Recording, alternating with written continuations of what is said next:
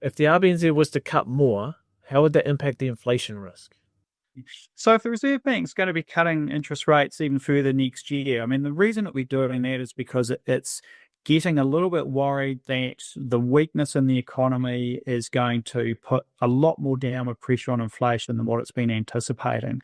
The Reserve Bank's in a position now and it's going, well, hang on, inflation's bounced up to 3%.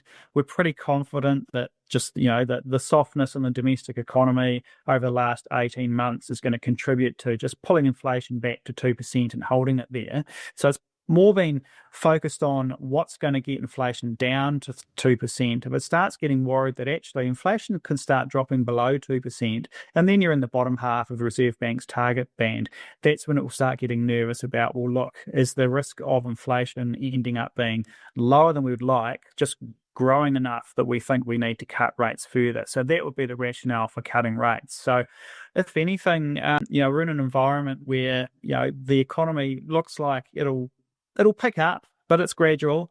Although some of the inflation gauges are pretty sticky at the moment. So, it has had a challenge in the last few years getting inflation down. At this point, the risks just feel like that. The risks don't feel like they're very high of inflation ending up persistently low, but that would be the main thing that would drive rates lower. That growing concern that inflation will drop below 2% and potentially remain there for a period.